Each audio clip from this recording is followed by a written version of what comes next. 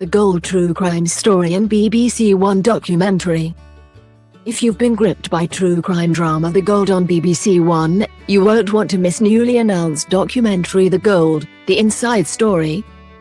The Brinksmat heist, which changed the underworld of British crime as well as the gold industry, is more fascinating than many a fictional drama, especially because of its repercussions decades on. BBC One has confirmed a one-off documentary which hears from the detectives who investigated Britain's biggest bullion heist and led the hunt for 3 tons of gold.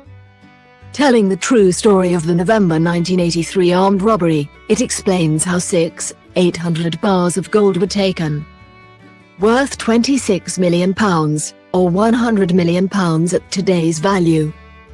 Detective Chief Superintendent Brian Boyce and DC Tony Yeoman will speak on film about the crime for the first time in 40 years and will also talk about how tragedy unfolded with the death of DC John Fordham as they staked out Kenneth Noy, one of the key gang members. Boyce is played by Hugh Bonneville in the drama, starring opposite Jack Lowden as Noy. Viewers of the drama series will know that loopholes in the banking systems of the 80s were used to launder the money and plough much of it into redeveloping London's docklands.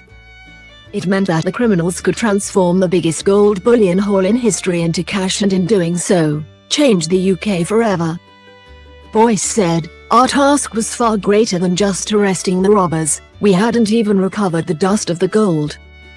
We had to work extremely hard, follow the trail and recover as much of the gold as possible." BBC head of history Simon Young added, "Few robberies are as iconic as Brinksmat or have had such a profound effect on the country.